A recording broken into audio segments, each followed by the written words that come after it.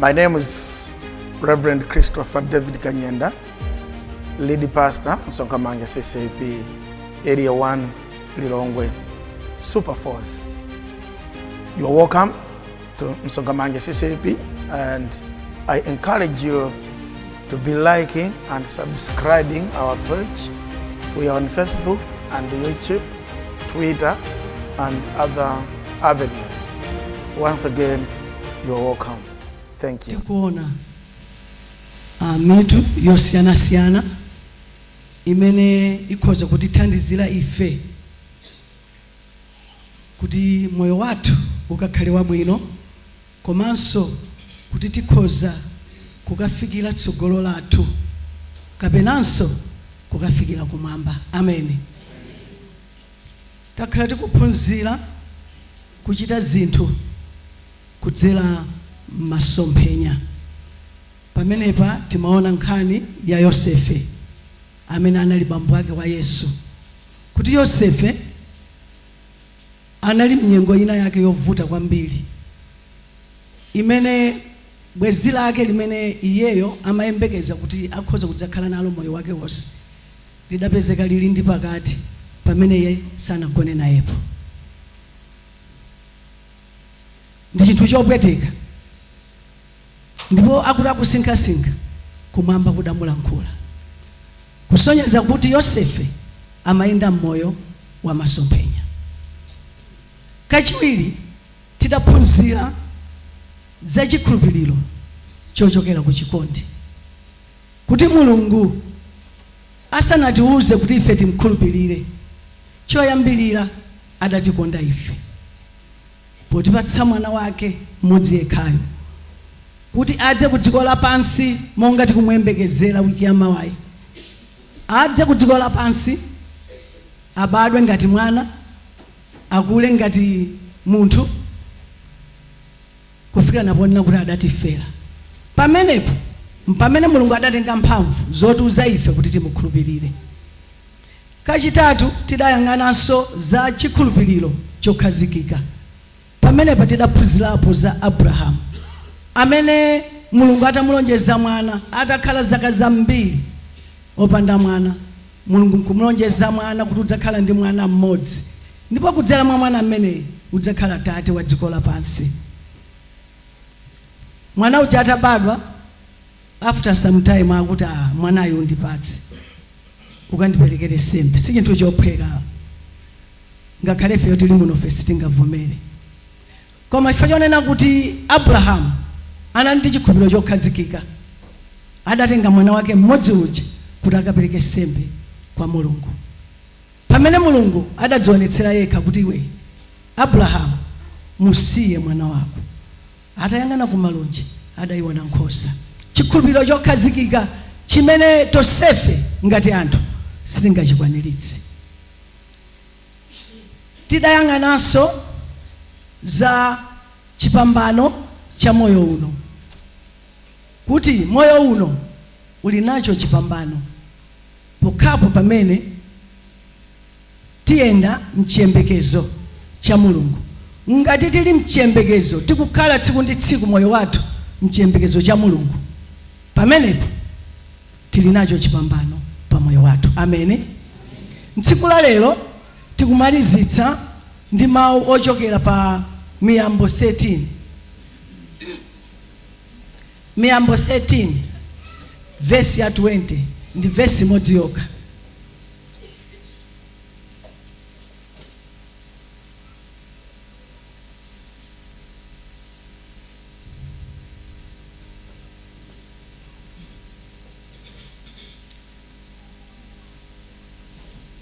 Ndikukhulupirira kuti ambiri tapeza. Miyambo 13 verse 20. Pa verse 20 akutiuza kuti ukayenda ndi anzeru udzakhala wanzeru, koma mzawo wa opusa adzapwetekedwa. Ukayenda ndi anzeru udzakhala wanzeru, koma mzawo wa opusa adzapwetekedwa. Buku la chiwiri tiwerenga Nahum ndi buku limene sitiwerengedwa kawiri lili pa tsamba 815. Nahum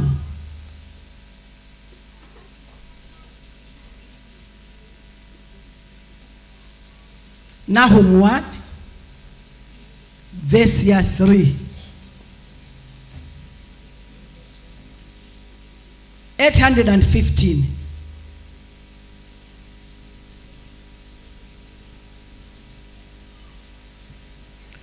Mawakula kuti chilungamo ndi chifundo cha Mulungu adzawononga adani ndi kulanditsa anthu ake. Verse ya 3. Tiwalenga verse ya 3 yokhayo. Akuti Yehova ndiye wolekelera mkwiyo koma wamphamvu yayikulu. Ndi wosamasula ndithu opalamula. Njira ya Yehova ili mkavuluvulu ndi mumkuntho, ndipo mitambo ndiyo fumbi la mapazi ake.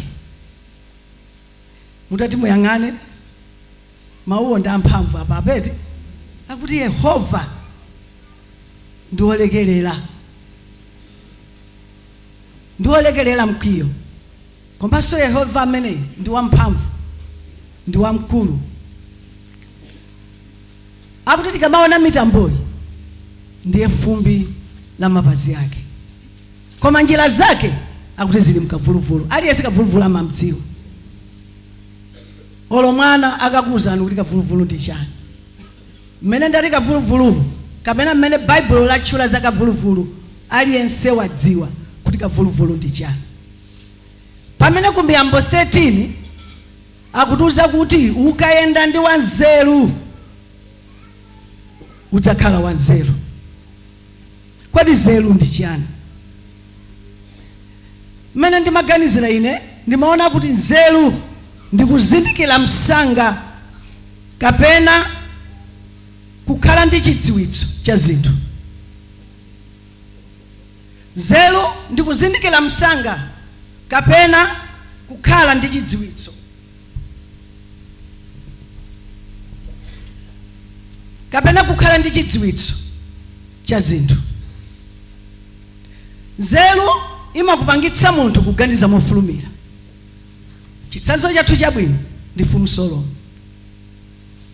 Kutanthauza kuti munthu opanda nzeru sachita bwino mu zinthu zambiri. Ukakhala kuti ulibe nzeru udziona kuti zinthu zambiri sungathe kuchita bwino. Chitsanzo chabwino ndi mwana mkalasi. Ngati mwana uja alibe nzeru amatha kuphunzira ndithu pamodzi ndi anzake, koma kuti achite bwino pa maphunziro wake zimamuvuta chifukwa chonena kuti alibe nzeru. Anthu amamunena kuti alibe chani? Alibe nzeru, chifukwa pa maphunziro sakuchita bwino. Ngakhale kayaterekeze pa ntchito, munthu amene kumpatsa ntchitoyo sakuyikwanitsa, munthu amene amalephera mu zambiri amafanana ndi munthu amene alibe nzeru. Pa verse ya 20 ikutiuza kuti ukayenda ndi wanzeru udzakhala wanzeru. Pamene tikukhala mchembekezo mmoyo uno tidziwenso kuti tili pa ulendo. Ulendo umene si ulendo wamba, koma ndi ulendo umene tikafikire ku moyo osatha. Palibe munthu amene akungokhala mdziko lino osayenda ulendo umene. Wina aliyense kaya ukufuna kasukufuna, koma ndife umirizidwa kuti tiyende mu ulendo umenewu. Ulendo umene ukatithandizira kufikira moyo osatha kumwamba. Kuyembekeza kwathu ndikosakhazikika malo amodzi. Pamene tikuyembekeza ndi osakhazikika malo amodzi, koma tiyenera tiziyenda. Kuyenda kumeneko osati ndi miyendo, koma kuyenda ndi mtima. Kuyenda kwathu sikuyenda kuti tikafikire moyo wakumwamba, sikuyenda kwa miyendo, koma ndi kuyenda ndi mtima kapena kuyenda ndi Mzimu Woyera. Mukutha kundikhulupirira inu kuti kuyamba chinthu ndikosavuta, koma kuti uchimalize. Ukhoza kuyamba ndithu bwinobwino, koma kuti umalizitse pamakhala nkhondo. tidati tiyende mmakukamu tipeze nyumba zambiri zimene zikupa zidangoyima. Adali ndi mphamvu ndithu poyamba ndimange chiyani? Ndimange nyumba. Koma mkati mwa ndime nyumba ijidakanika. Ndi zimene zikupa timangozona mmakukamu. Zidangoyima, zikungomenyedwa ndi mvula, zikumenyedwa ndi dzuwa, zikumenyedwa ndi mphepo. Kufikira na lero palibe chimene chikuchitika. Kuchiyamba chinthu koma osachimaliza. Pa ulendo wa Chikristu, kuyamba Chikristu nkosavuta. Koma kuti Chikristu chimenechi tikachimalize mpamene pali ntchito. Ambiri timayamba ndithu ulendo wa Chikristu, koma kutsiriza kumativuta. Ndi chibwana kuyamba chinthu nkuchilekezera pa njira, nkunena kuti ndikakhale kaye ndidzachiyambiraso, nzosatheka. Utenda kuti chimene wayambacho suchimaliza, chimira pomwepo. Nchifukwa chake ambiri Chikristu chathu nchongopembedza. Ambiri Chikristu chathu timangobwera, koma Mulungu adatichokera kalekale. Kuyamba chinthu osachimaliza ndi chinthu choopsa. Chifukwa ukachilekeza chinthu chicha sudzachimalizaso. Mulungu ndi wanzeru, nayenso amene amayenda naye amakhala wanzeru. Chifukwa chidziwitso choyenderamo mu ulendo umenewu umachitenga kwa ndani? Kwa Mulungu. Chidziwitso chonena kuti uyende bwino pa ulendo umenewu umachitenga kwa Mulungu. Pawekha sukafikira, patokha sitikafikira, koma pokhapo titayenda naye Mulungu ameneyo ndikukhala nacho chidziwitso tsiku ndi tsiku. Chimene chimapangitsa kuti Mulungu asamalize ntchito yake pa miyoyo yathu nchifukwa chonena kuti ifeyo ngati anthu timafuna timthandizire Mulungu. Pa ulendowu Mulungu safuna kuthandizidwa. Pa ulendo wakumwamba Mulungu safuna kuthandizidwa, koma chimene amafuna Mulungu akuthandize iweyo.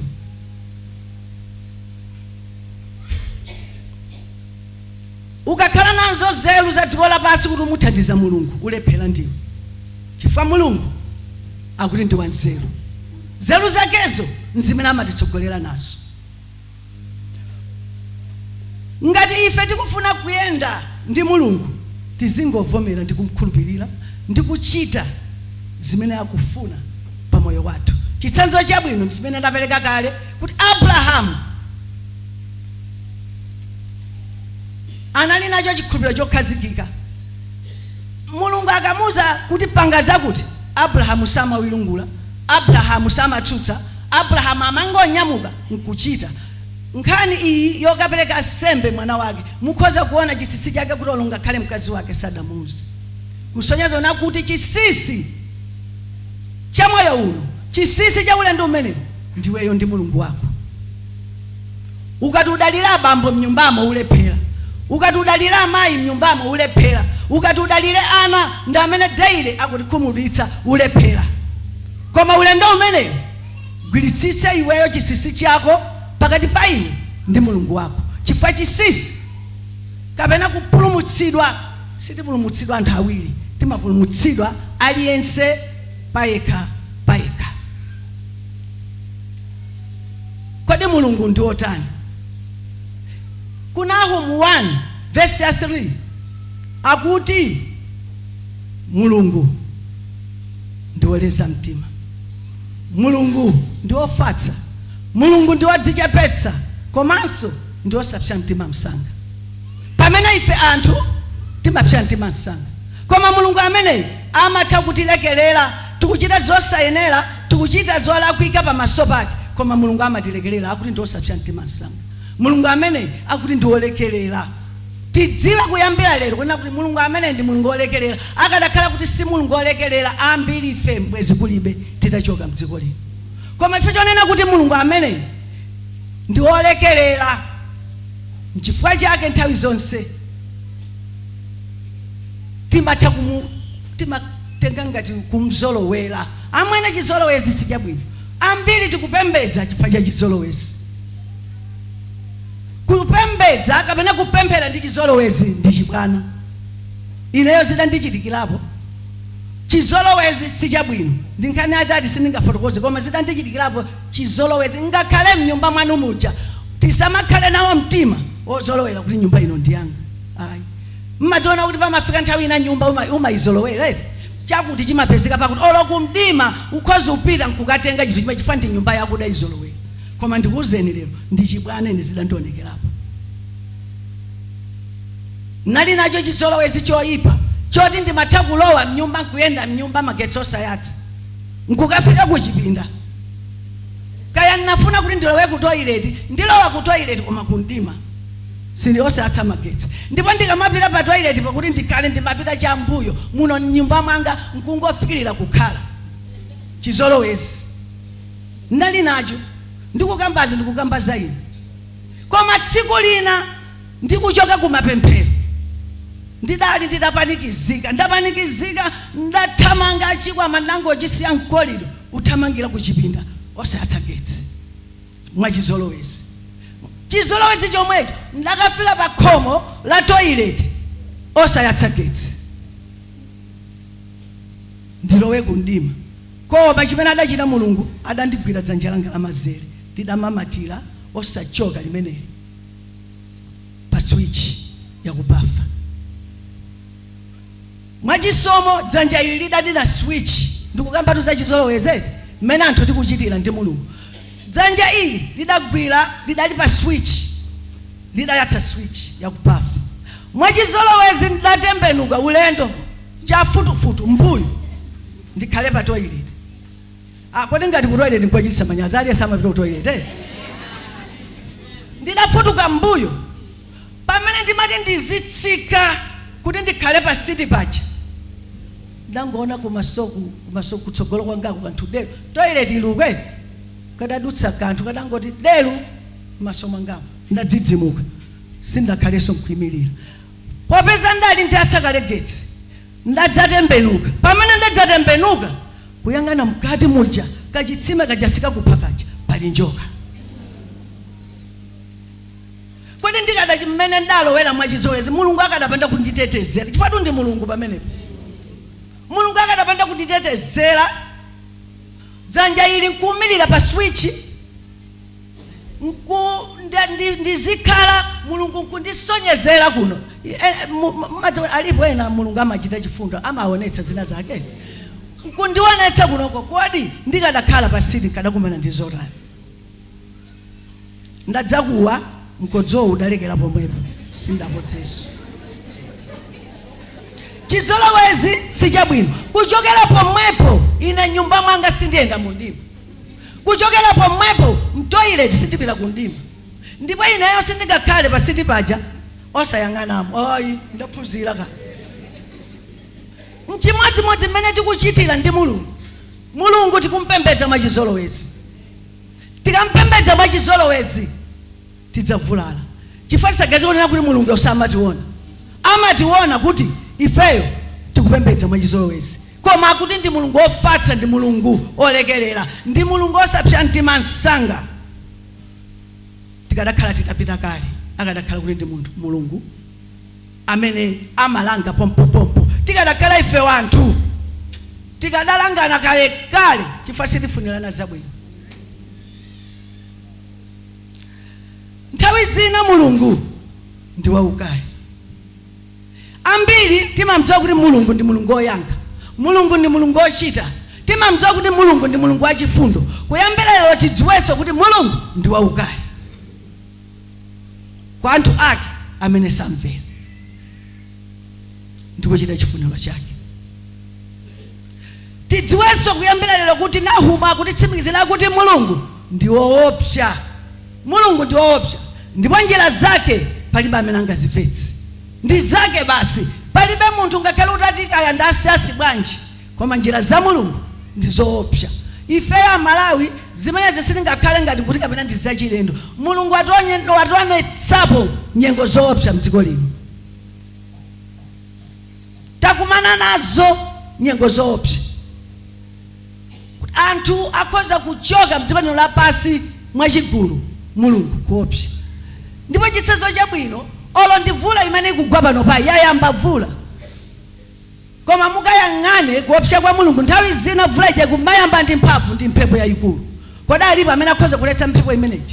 Palibe. Mulungu ndi woopsa ndipo amachita iye mwakuopsa kwake. Ndati kangomutenga kuti ayi ineyo ndimapembedza mulungu, mulungu ameneyi ndi wabwino, mulungu amene ndi wopatsa. Iye ayi tizindikirenso mulungu ndi woopsa. Ngati sitimumvera amatilanga. Nahum 1 verse 3 akuti Yehova ndiye wolekerera mkwiyo koma wamphamvu yayikulu, ndi osamasula ndithu opalamula. Amene tikupalamula tidziwe kuti ndife omangidwa. Pokapo ngati tikudza pamaso pake ndikugonja pamenepo akuti adzatimasula. Njira ya Yehova ili mkavuluvulu ndi mkuntho, mitambo yake ndiyo mfumbi la mapazi yake. Ifeyo timati mitambo, koma mwini wake mulungu akuti mitambo iyi ndi fumbi la mapazi yake. Mulungu ndiye woopsa. Nahumu akumufotokoza bwino mulungu, ndipo akuti njira zake za mulunguyo zili mkavuluvulu. Amwene kuyenda mkavuluvulu ukhoza kulimba? Akuti njira zake zili moto. Kodi kuyenda moto ndi Shadraka, Meshaki ndi Abedenego amene adayendapo moto? Kodi lero lino tinganena kuti alipo amene adayendapo moto? Koma akuti njira zake zili mkavuluvulu, njira zake zili moto, njira zake zimapezeka m'madzi. Iweyo ngati ukuyenda naye mulungu ameneyi, tiyenera kusiya zathu zonse ndi kutsata chifuniro chake, chifukwa mulungu ndi wanzeru. Ngati tifuna kuyenda naye mulungu ameneyi, tidziwe kuti iye akamenda mvuluvulu, akamadutsa mkavuluvulu, iwenso ukadutsa mkavuluvulu momwemo. Ndiye sizocheza. Akamadutsa moto, iwenso ukadutsa moto momwemo, sizocheza. Akamadutsa madzi, iwenso ukadutsa madzi momwemo. Kavuluvulu takunenayi ndizokhoma ndizowawa zimene tikumana nazo pa dziko lapansi. Sikuti ndikavuluvulu chatimamuonayi, koma ndi mphamvu imene mulungu amatha kutidutsitsa mnyengo ina iliyonse imene iye akufuna. Akuti tikayenda naye tisakane, tiyende naye njira zonsezo, chifukwa iye ndi wanzeru. Pamene pajomena kuti kodi nyengo izi ndadutsa bwanji, mkavuluvulu wakomo mumkunthomo wadutsa bwanji, mulungu amene kuti kodi mmesa ndakunyamula iwe weka sukadatani sukadatha kudutsa. Ndi chifukwa chani kuti mulungu amene tizenda naye? Mulungu ameneyi tiyenera kuyenda naye chifukwa chonena kuti tili pa ulendo wopita kumwamba. Ulendo wopita kumwamba suyenda wekha. Ulendo wopita kumwamba suyenda ndi abambo. Ulendo wopita kumwamba suyenda ndi akazi wako kapena ndi ana ako. Ndi wayekha. Nchifukwa chake aliyense payekha ayenera kuyenda naye mulungu ameneyi. Nchifukwa chake yense amene ali kuthupi akuti sangathe kumkondweretsa mulungu. Ngati zochita zathu tikakamira kuthupi akuti sitingathe kumkondweretsa mulungu. Nchifukwa chake kujaso kwa Hebreyu amatiuza kuti amene alibe chikhulupiriro sangathe kumkondweretsa ndani? Mulungu. Tikhale nacho chikhulupiriro. Tikakhala nacho chikhulupiriro tiyende naye. Tikayenda naye mulungu ameneyi timkondweretsa. Mulungu tiyenera kuyenda naye chifukwa chonena kuti amafunafuna atikonze miyoyo yathu. Mulungu amafuna atikonze miyoyo yathu. Tidziwe ichi chimene ife tili lero kapena machitidwe amene tikuchita lero sangathe kukatifikitsa kulemerero wa mulungu. Chifukwa chani? Ndife osakonzeka. Ndiye mulungu amafuna kuti ife tiziyenda naye tsiku ndi tsiku, kuti kuyenda naye mulungu yatikonze. Pamene tikuyenda ndi mulungu amafuna atiumbenso monga iye afunira. Chitsanzo chabwino ndi munthu amene amaumba njerwa. Kuti atulutse njerwa amakumba doti lonkulithira madzi, akatithira madzi nkupondako zosautsa nkuponda amati lipsete likapsa nde amalitenga mchikombole muja kodi amangoyika amatenga amachira moponya kuti ikatuluke shepu yake ya njero. ikagwirizane ndi chikombole kuti uzingo wayika dothilijo uzingo wayika dothilijo mmene uzika kutula shape ya njerwa kapena shape ya chikombole sikaoneka. So Mulungu amachita china chilichonse pa moyo wathu cholinga tiumbidwenso monga mmene iye afunira. Dotilo likamaumbidwa limangololeratu limakanapo doti oyi nanga ife chifukwa chani timadana nazo zina, chifukwa chani ife timakana zina kuti tikachite Mulungu akatilamulira. Doti silikana, doti limangololera china chilichonse chimene owumbayo akufuna.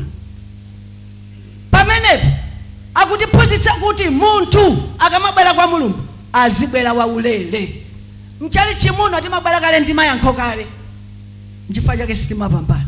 Pamaso pa Mulungu tiyeni tibwereni ulere. Amene akuphunzira amakhala munthu ophunzitsika. Ukakhala munthu ophunzitsika umakwaniritsa zimene waphunzirazo. Nchimodzimodzi mwana amene amamvetsera bwino mkalasi na amvetsera bwino akamvetsera bwino ndi akuti waphunzitsika akaphunzitsika akabwera m'mayeso mwana uja amakhoza. Kodi ife Khristu tikakhoza pamaso pa Mulungu?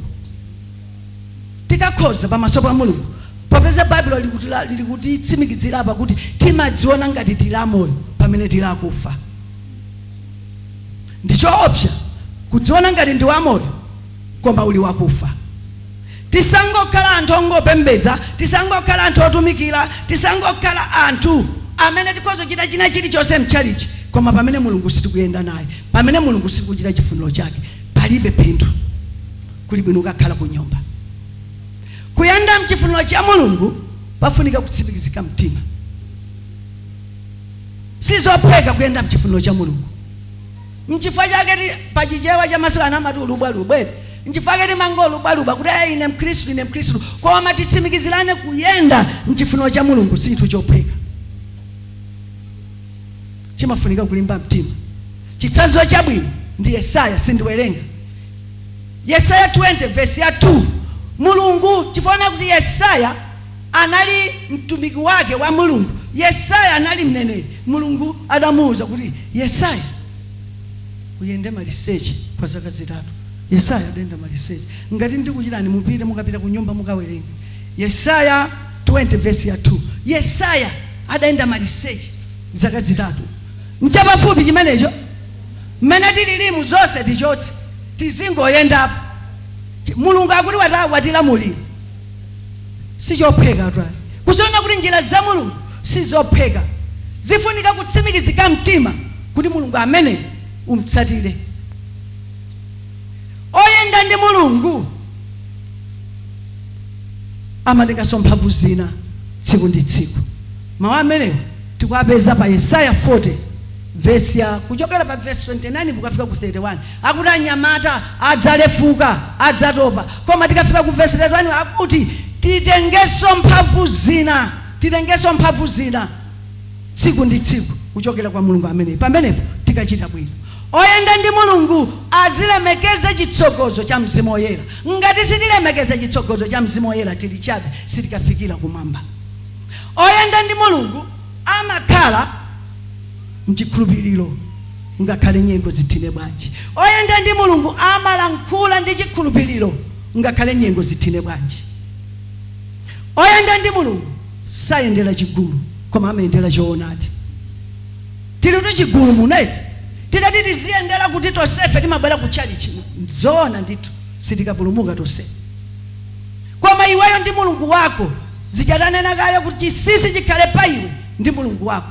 Kulumikizika kukhale pakati pa iwe ndi Mulungu wako. Osati tinabwera anthu 100 ku church mpingo wa msonga manja ndi wamphamvu. Ndikuwuzeni chigulu ichichi ndepa tisoma chimwe ambiri apa. Sitimapemphera mamawo tikangochoka pano taliyesa ukapita kwake kodziwa iyeyo ndikunama kapena. Kumene kuja kumene kuli Chikhristu. Kumene kuja kumene Mulungu amatiyang'ana. Tonse apa ndifa uzimu. Tonse apa ndifa chita bwino. Chigawenga chopa Khristu. Koma atalandira Yesu, atamlandira Yesu nkukhala mpulumutsi wa moyo wake, malankhulidwe zochita mayendedwe zonse za Paulo zidasintha. Ndi Mkhristu amene amayenda ndi mulungu kuva kwake nkosiyana. Mkhristu amene amayenda ndi mulungu malankhulidwe ake ndi osiyana, mavalidwe ake ndi osiyana, ndipo machitidwe ake ndi osiyananso. Chifukwa chiyani?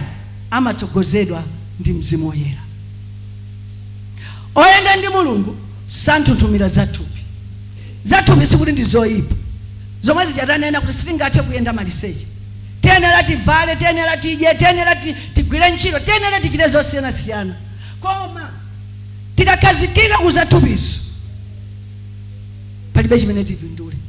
Ndi oyenda ndi mulungu sakhazikika kuzathupi chifukwa amadzidziwa iyeyo chimene ali. Oyenda ndi mulungu amava bwino posenera kuva bwino. Ali muzowawa, ali muzosautsa, koma munthu amene mukamuona nthawi zonse aoneka wachimwemwe, nthawi zonse aoneka bothandiza, nthawi zonse aonekabe wochitachita. Chifukwa chiyani? Akuva bwino ngakhala ali muzowawa. Oyenda ndi mulungu amaseka posenera kuseka, misozi kutsika, koma mukaona kuti pankhope pake pali chimwemwe. Masautso athina, koma nthawi zonse mukaona pankhope pake pali chimwemwe. Oyenda ndi mulungu amaseka posenera kuseka. Oyenda ndi mulungu inu sabalalika ndi nyengo. Oyenda ndi mulungu sukena kuti ayi lero sindipemphera, lero sindichita zakuti chifukwa kuti ine ndabalalika ndiyenda mnyengo izi. Ayi, oyenda ndi mulungu sabalalika nazo nyengo. Amadziwa kuti izi nzongodutsa, ndikudutsa mkavuluvulu, ndikudutsa madzi, ndikudutsa moto. Tsiku lina mulungu amene anditulutsa. Oyenda ndi mulungu sabalalika ndi nyengo zake. Chitsanzo chathu chabwino ndi Yobu. Yobu adadutsa mu nyengo zoopsa. Yobu adadutsa mu nyengo zosiyanasiyana kufikira adakhala opanda kanthu. Mkazi wa mnyumba momwemo nkumuwuza unena kuti tukwana mulungu kuti ufe. Maona zosayenda chigulu chicha. Mkazi wako pambalipo azikuza kuti tukwana mulungu. Abamba akuza kuti ayi inuyo kutchali chimusiya. Igwira? Ayi kaya. Ndiye zimene izizi. Koma Yobu sadabalalike. Yobu sadatekeseke kufikira na adafikira na chipambano chake. Mumpingo wathu ngati msonkha manja mukusowekera anthu oyenda ndi mulungu. Tikhoza kukhala nacho chigulu chonchi, koma tikapeza kuti oyenda ndi mulungu ndangati ndi ochepa. Mumpingo mukufunikira chigawenga chopha Khristu, koma atalandira Yesu, atamlandira Yesu nkukhala mpulumutsi wa moyo wake, malankhulidwe, zochita, mayendedwe zonse za Paulo zidasintha. Ndi Mkhristu amene amayenda ndi mulungu kuva kwake nkosiyana. Mkhristu amene amayenda ndi mulungu malankhulidwe ake ndi osiyana, mavalidwe ake ndi osiyana, ndipo machitidwe ake ndi osiyananso. Chifukwa chiyani? Amatsogozedwa ndi Mzimu Woyera. Oyenda ndi mulungu santhunthumira zathupi. Zathupi sikuti ndi zoyipa zomwe zichatanena kuti sitingathe kuyenda maliseche. Tiyenera tivale, tiyenera tidye, tiyenera tigwire ntchito, tiyenera tichite zosiyanasiyana. Koma tikakhazikika kuzathupiso palibe chimene tipindule. Ndi oyenda ndi mulungu sakhazikika kuzathupi chifukwa amadzidziwa iyeyo chimene ali. Oyenda ndi mulungu amava bwino posenera kuva bwino. Ali muzowawa, ali muzosautsa, koma munthu amene mukamuona nthawi zonse aoneka wachimwemwe, nthawi zonse aoneka bothandiza, nthawi zonse aonekabe wochitachita. Chifukwa chiyani? Akuva bwino ngakhala ali muzowawa. Oyenda ndi mulungu amaseka posenera kuseka, misozi kutsika, koma mukaona kuti pankhope pake pali chimwemwe. Masautso athina, koma nthawi zonse mukaona pankhope pake pali chimwemwe. Oyenda ndi mulungu amaseka posenera kuseka. Oyenda ndi mulungu inu sabalalika ndi nyengo. Oyenda ndi mulungu sukena kuti ayi lero sindipemphera, lero sindichita zakuti chifukwa kuti ine ndabalalika ndiyenda mnyengo izi. Ayi, oyenda ndi mulungu sabalalika nazo nyengo. Amadziwa kuti izi nzongodutsa, ndikudutsa mkavuluvulu, ndikudutsa madzi, ndikudutsa moto. Tsiku lina mulungu amene anditulutsa. Oyenda ndi mulungu sabalalika ndi nyengo zake. Liking, subscribing, and thank you so much for being part of Msonka Manja CCAP. Thank you so much for watching. Keep watching, keep liking, Keep subscribing our page. You are blessed. Thank you.